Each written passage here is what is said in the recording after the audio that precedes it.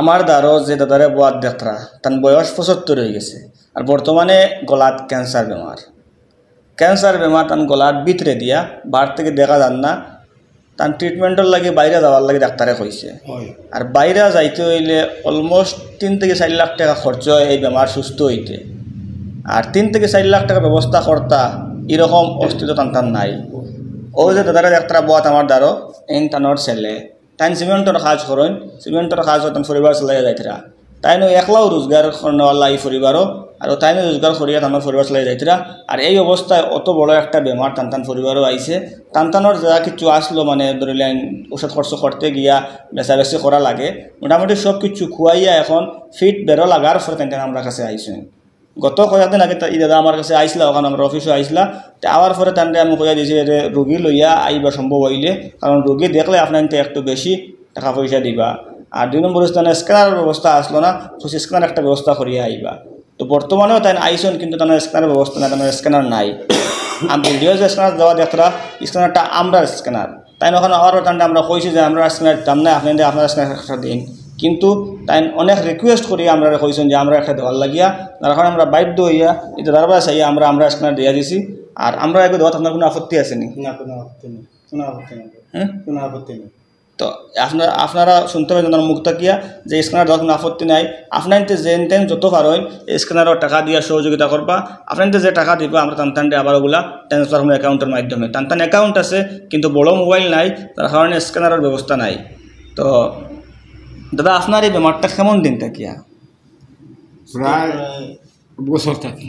1 বছর হয়ে গেছে ঔষধ কেমন করাইছেন বেদান করাইছি জোরে মাতিবা জোরে প্রাইভেট করানোর পরে তারা কইছে কেন বাইরে লইয়া যাইবার লাগি বাইরে যে লইয়া যেতাম শিলচারও ট্রিটমেন্ট করাইতাম পারে না যে তা টাকা পয়সা হলো সব কইলিছে এখন আর কোনো উপায় নাই নিরুপায় হইয়া আপনারা দাল লইছে আইয়া দেখি আপনারা যদি কোনো একটা ইয়ে দেন বাবারে কোনো দিন ট্রিটমেন্ট করাইতাম পারেন না দয়া করে আপনার কাছে আইছি আর কোনো উপায় নেই আমরা কিতা করবো কইছেন যদি আপনার আমরা সহযোগিতা করেন না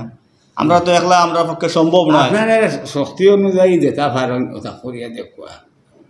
আমরা কোনো নিরুপায় মানুষ আমরা চেষ্টা করি দাদা আপনার তো আমরা চেষ্টা করি আর ইনশাআল্লাহ যদি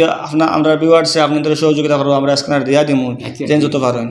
আপনার তো দয়া কান করে মানুষ বেমার হয়েছেন বেমার হওয়ার পরে বেমারও একটা কষ্ট আছে তার উপরে টাকা পয়সার অভাব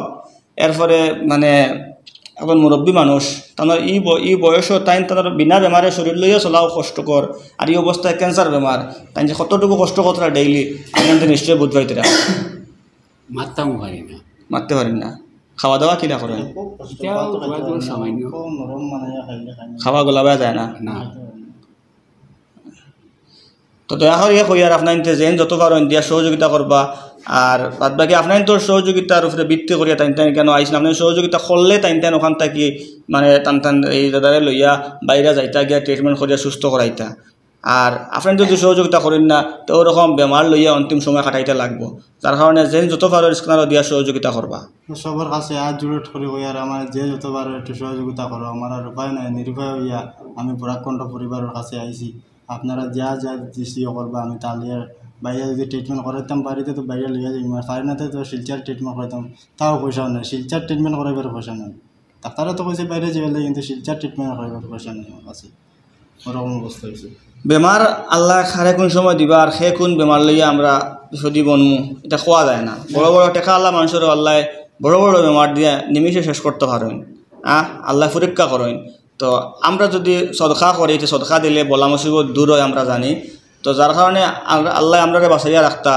আর যারা আল্লাহ বেমার দিচ্ছে তারা জলদি শিফা দিতা তার কারণে আমরা যেন যত পারি দিয়ার সহযোগিতা করতাম এই আশা রাখি আছে ভিডিওটা এখন শেষ করি আর পরবর্তী ভিডিও দেখা হইব আসসালামু আলাইকুম।